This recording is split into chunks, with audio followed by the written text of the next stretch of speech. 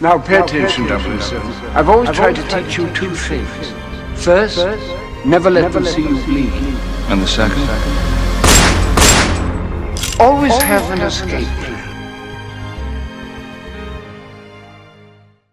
I'm Christopher Morales, that one Bond guy, and today I have a special treat for everyone. You may have seen him on a few videos, you may have seen some of his posts, you may have even gotten a bit of insight to what kind of beer to drink. This is Kyle from Easy Smiles, Expensive Watches from Instagram. Thank you, Kyle, so much for coming on to the show today.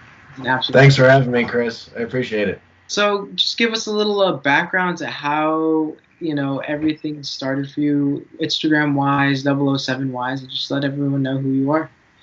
Well, Instagram is really new to me. I think I've had my channel for about 3 weeks now, 4 weeks, something like that. Mm-hmm. That was a mutual friend of ours, Mr. Zaritsky, told me get off the sidelines and start creating your own content. So I listened. Bond-wise, I've been a huge Bond fan as far back as I can remember, but the one incident that really made me into this massive fan was on my 10th birthday. My grandfather took me to see Tomorrow Never Dies, and ever since then, it's just been off to the races. Great. I'm so glad that Mr. Zaritsky pushed you to go on Instagram, because you have so much to bring to the table. I mean, the outfits you put together, everything. I saw a couple of pictures I was going through when you were at Spyscape next to the DB5. One of my favorite pictures. You did GoldenEye, you did the Skyfall, and then you did Goldfinger. And man, those are so cool, man. Thanks. Really, and are you on the East Coast? Yeah, I'm from Long Island, so I'm in the suburbs of New York City. Nice. I love it. New York's literally my second home. My dad is actually based in New York. He's a flight attendant out of JFK. Oh, great. I'm over there all the time. I went to Spyscape a couple times last summer. Great atmosphere over there. Really cool. Next time you're in town, we'll get a beer. Yeah, well, we'll have to wait a couple years. I still gotta. We won't tell anybody. There you go. I've been wanting to try a Red Stripe, anyways. But there you go.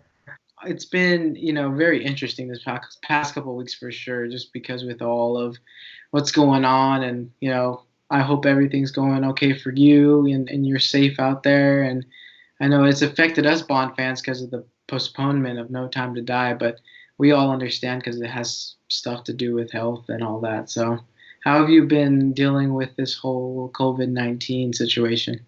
Well, New York right now is kind of ground zero. Right now, New York City has the most cases anywhere in the country. Fortunately, I'm fortunate enough to be deemed essential, so I've been working nonstop throughout this whole thing. Don't know how much longer that's going to last, but I know a lot of people who are out of work right now, and it's tough to see that. Right now, I'm still working, so I'm really grateful for that. I'm in California, so we're the second highest state, I believe. Mm-hmm. So I understand when you say a lot of people are being affected, and it's really unfortunate to see different countries going through so much. And I mean, it affected us. I mean, tons of people had plans to go to London for the premiere, and I don't know what your plans were, but I'm sure they involved some very fun times with some friends, and I had some plans too. But I think right now, and I've been talking about this with a lot of people, but I think right now in this moment, it's a time for all of us Bond fans to get together more than ever. And I think it's one of the greatest moments for us because, we've been waiting 5 years for this film to come out. There's been 4 postponements, and now I think through social media and all of this, we're actually being able to create a stronger community because of it. But enough of me talking. I know you did a great video with Mrs. Zaritsky. You are, I believe, in the beer industry, right? I am. I work for a wholesaler here in New York, and what my company does is we represent a bunch of beer brands from all around the world: Miller, Guinness, Samuel Adams, Brooklyn Brewery, a couple of pretty cool locals, a bunch of imports like Peroni, Molson, and we'd bring those beers to market in Metro New York. Nice, nice, and it's perfect because Beer and Bond. They've been. If you guys haven't seen the video, go check it out. I'll link it in the description below. But Beer and Bond has been a thing since the beginning, since Doctor No, in the films and as much as the books. More so in the books. He drinks a lot of Right. beer in the Fleming novels. Yeah, yeah, and for me, I'm kind of excited because this time of being, in self-isolation allows me to dive into the books. I'm actually starting to read from start to finish, and doing a little. Have you done that before? No, I've just finished Casino, and then I did a video on discussing it with the guys from the James Bond complex, and I'm actually wanting to make it a series where I read each book, and then at the end of each book, I contact somebody who also loves the books, and we have a discussion similar to like we are right now. So I'm in the middle of Live and Let Die right now, and I'm at the part where they are just getting to Harlem, Lighter and Okay. Bond. I've gotten a huge appreciation for Fleming just because of everything he's gone through, not just getting the films or getting the books into films, but just his whole story. And what's interesting to me is that I know you listed out a couple of Bond. Well, you guys are doing a part 2, I believe, right? Because you only did part 1. Part 2's on its way. Very exciting. Want to give us a list of your favorite Bond beers that you like, your top 5 that you would recommend to anyone trying out for the first time? Trying out for the first time, I would recommend Miller High Life, which is a really light, approachable beer. It's James Bond's favorite beer when he's in the United States in the books. Red Stripe is another very light, refreshing beer that I'd recommend. Sapporo, which appears in a couple of one of the Raymond Benson novels, The Man with the Red Tattoo. Another good beer, very good food beer. Heineken is the one that shows up most in the films. That's an easy one to find anywhere in the world. Which I think is one of the reasons why it's such a good fit for James Bond. It's a global brand, James Bond being a global guy. And then I'll throw in one that is not a beer that James Bond ever has, but I think it's one that he should drink, which is Peroni, which is another global brand. But James Bond, visiting Italy as often as he does, would definitely have a Peroni every now and then. Very nice.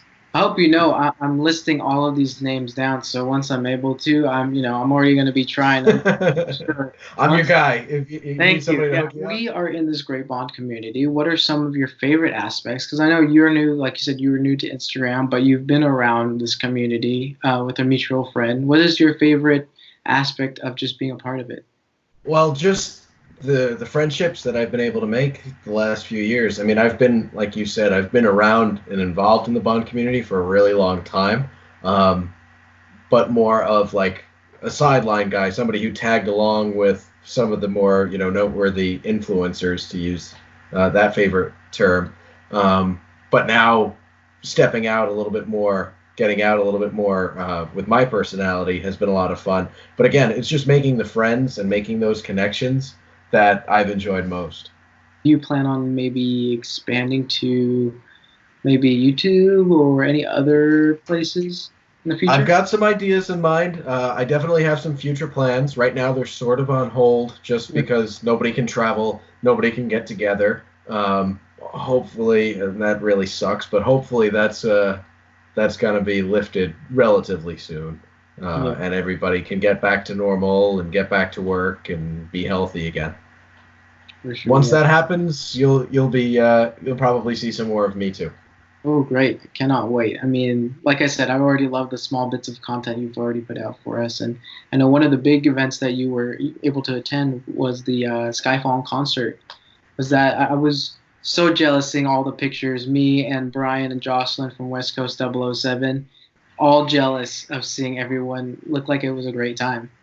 Yeah, I had a blast at that. And Skyfall is not my favorite of the films, but that was the most fun I've ever had with that movie, hands down.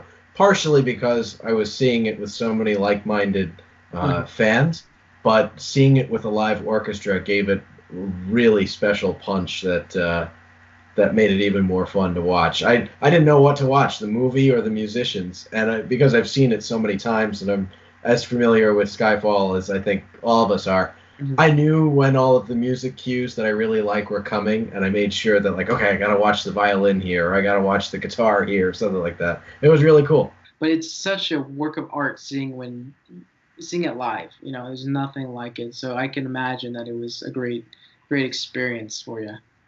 It was. Have you ever seen a film in concert? But a long time ago, I saw they did a Star Wars in concert, but those are so. A lot of companies do that just because Star Wars is so popular.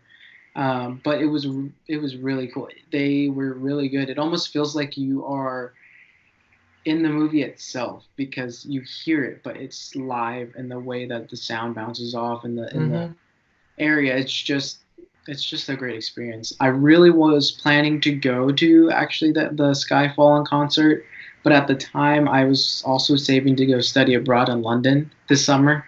However, now it's canceled because of the situation, which is a big bummer. But I'm sorry to hear that. That is awful. It's all good. I mean, I know everything happens for a reason, and maybe, who knows, there might be even a better opportunity in the future. But right now, I hope you're able to do it. I did it when I was a junior, and it was the time of my life. I spent a semester in London as well. Dude, the ratio from guys to girls that were going, there was 22 students going, and 2 of us were dudes. Man. So then you could study abroad in both senses of the word. Bond films. What is your top 3 and top 3 best and top 3 worst? All right. My favorite, and everybody has been saying this lately, but my favorite is Majesty's, followed by The Living Daylights, and then I have a hard time picking a third favorite, but it would be between The Spy Who Loved Me and From Russia with Love. They're like, tied for third place. Very nice. Least favorites? Are we counting the unofficial Bastard Children? All right, so then Casino Royale 67 would probably be towards the bottom. Diamonds, I'm not a Diamonds fan. And then I guess,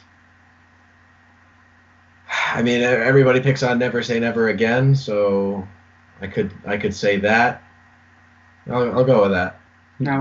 Being towards the bottom. It's kind of opposite for me. I don't watch Majesties as much as I do, like The Spy Who Loved Me and all that. I love The Spy Who Loved Me. It's probably my favorite Roger Moore film. So glad we. That's the one I always use when somebody has never seen a James Bond movie. That's the one that I usually show them because I think it has everything. I think that's just like, if you had to sum up James Bond in one film, that's the one I pick. For my friends who have never seen Bond before, I've shown them Casino Royale. Just because. Also a great choice. Just because it's the newer, a little bit more modern, I feel like Casino is just a perfect introduction because it has everything as well. On top of that, it's modern a little bit. Great choice. I know you really like to kind of get into the tutorial aspect. What is your favorite, or let's do top 3 favorite Bond outfits to wear, or your go-to outfits to wear? Ooh, that is a really, really good question. Because my style has so been influenced by Bond, but I love the Barber jacket from Skyfall. Mm-hmm. That gets a ton of wear, especially living in New York when it rains all fall and half of the spring. That gets a lot of wear. I love some of Brosnan's suited looks, with the Turnbull and Esser shirts and ties and the Brioni suits. I have one Brioni suit that I was able to find secondhand to pull together a good Brosnan look. And then I'd have to go with, I don't get to wear it that often, but my favorite Bond article that I have, and it's unfortunately one that I save for special occasions, so I don't get to wear it as much as I'd like, is the Mexico City suit from Spectre. Oh, nice. That's one of my favorite Bond suits of all, and like I said, I save that one for like weddings and things like that, so I only get to wear it 2 or 3 times a year, but I love it. I've done a lot of the frugal Bond or thrifting for Bond videos myself. Do you have any items that were kind of inspired by the Bond looks, but aren't exactly the Bond brands, or? Sure. I've got a leather jacket that I live in, especially in the fall. That looks it's similar to like a cross between something Daniel Craig and Roger Moore would wear. Actually, a little bit of Ethan Hunt in there also. Trying to think if I have any other Bond-inspired things. I'm a huge fan of the Sunspell polo, so I have that in like 15 different colors over the years. I just keep getting them because I like how they fit. I like how they feel. So I wear them with jeans or chinos, not to replicate Bond's look exactly, but kind of, carry off that Bond-inspired look. That's definitely something I do quite often. One of the great things is you can get a single piece or even something that looks like it, and you just put your own flair onto it. And when you know that it's part of Bond, it kind of just gives you that little bit of extra oomph to, I guess, gives you that boost of confidence because, you're wearing something Bond would wear. So no doubt about it. It absolutely does. Even if nobody else knows, and it makes you feel like a little extra special. One of the things that I love about Bond is the quality, like how he has very high standards in all that he does. And if you have and invest in quality, pieces that really work and last forever and go with a lot of different things, like a Fossil watch, it's a great choice. And a James Bond would definitely approve. Your top 3 Bond vehicles, it could be in the book, it could be in the films, your top 3.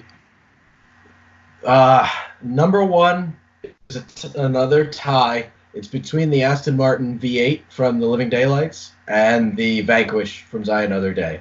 So those are my top 2, 1 and 1A, and I can't really pick a favorite between those two. I'm a huge fan, even though it's not my favorite Bond movie, of the Ford Mustang Mach 1 from Diamonds Are Forever. I think that's just a cool... That car is classic 70s American muscle. So I love that. And I really am attracted to the BMW motorcycle from Tomorrow Never Dies. Because Tomorrow Never Dies being the first movie that I saw in the theaters, that one really made an impression on me when I was young, and the motorcycle chase is a really cool scene. So I've always loved that. It's pretty much one of those high up there in your list that you really like. I'm a huge Brosnan guy, so both Tomorrow Never Dies and The World Is Not Enough are really high on my list, no doubt about it. And it's funny because, believe it or not, it's when Casino Royale came out in 2006, I was 7 years old, just to put that into perspective. Okay. So I was a senior in college. I was almost your age. Yeah, and people ask me, why isn't Daniel Craig your favorite? Because you kind of grew up with him, in a way. And I'm like, well, I don't know.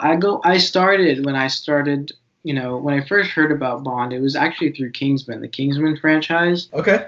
I watched that in the theaters when it came out, and I think the first one, it was in 2014. And then all of a sudden, everyone kept asking, have you heard of James Bond? Have you watched? It's literally a spin-off or a spoof of James Bond, or just a different version of it. I'm like, I've heard of the name, and I kind of get the idea of it. So I decided to start from Dr. No, actually, and then went forward. So that is why I kind of developed my favorites being the older Bonds rather than Craig, where I kind of grew up in the Craig era. So it's kind of cool because people get surprised sometimes, like, you were born in the Craig era, so you must have been exposed to that more. He must be your favorite. Yeah, yes and no.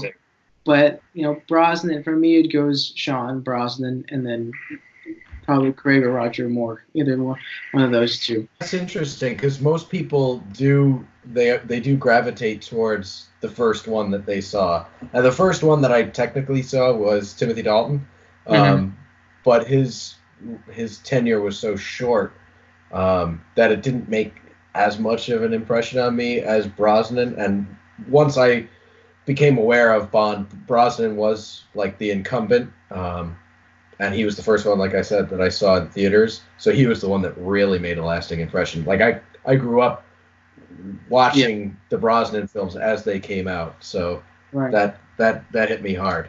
Nice. But so that's interesting. You're relatively new to Bond then.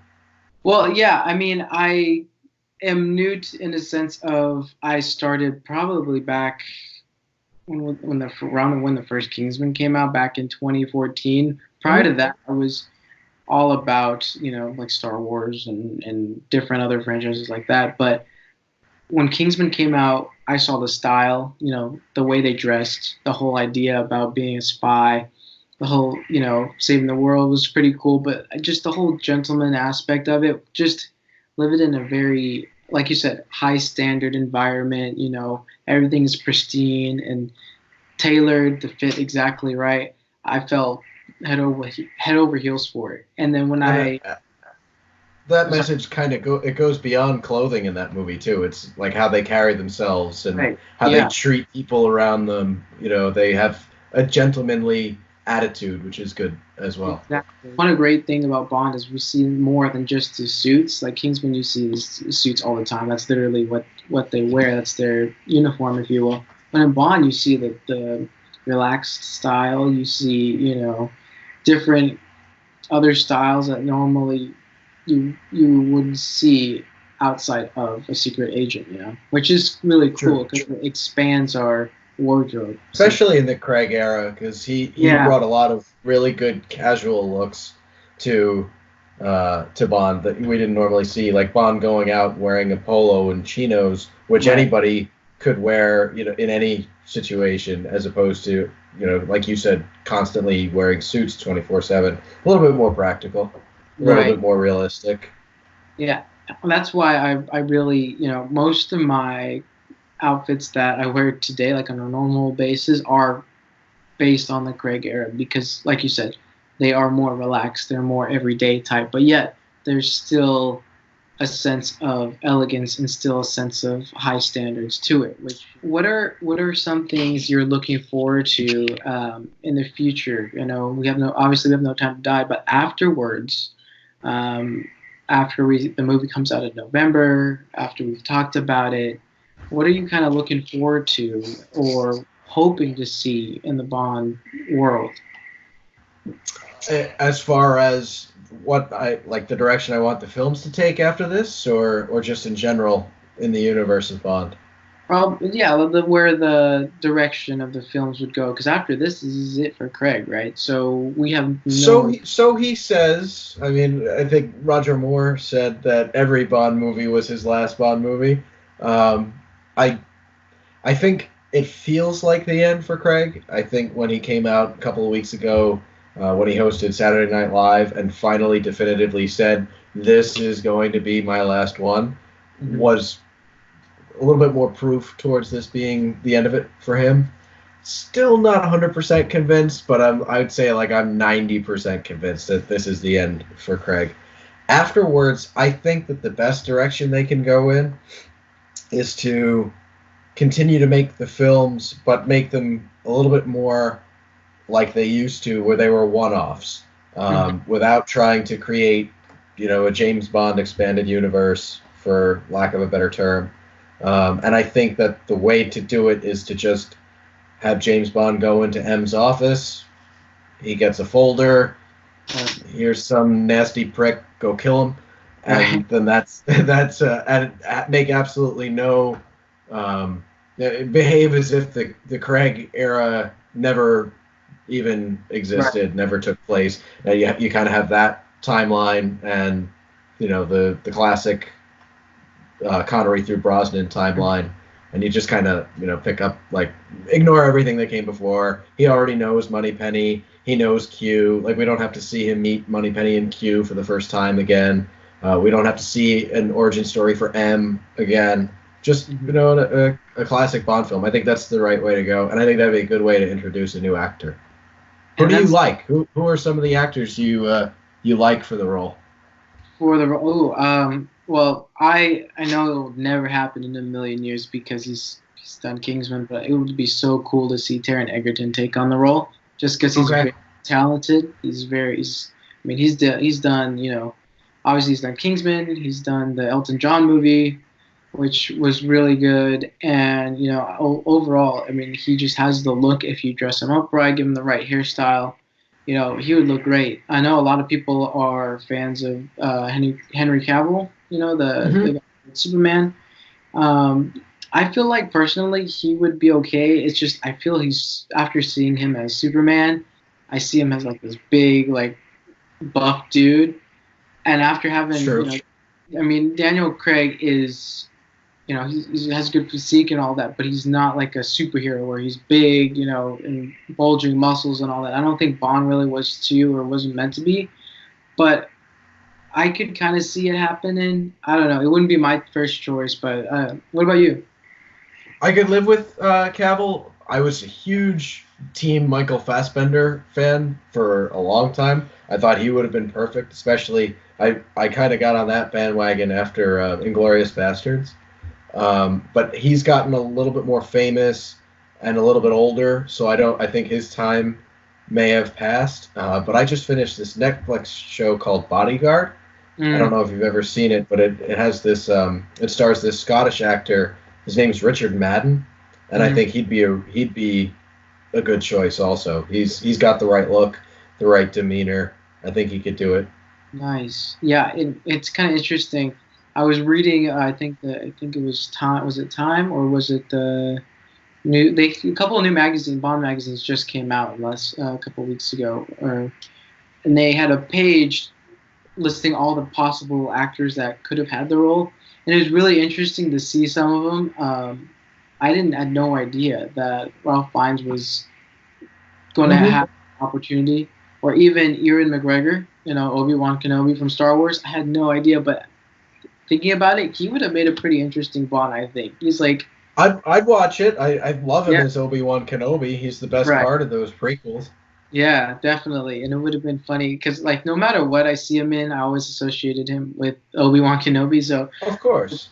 Yeah, man, it's very exciting, I think, to see what new things come up. I know there's talks about the Broccoli family selling Eon and all that. I don't buy it. I mean, I'd be really disappointed to see that happen because Eon is one of the few, and Bond is one of the very few major franchises that isn't controlled by some conglomerate.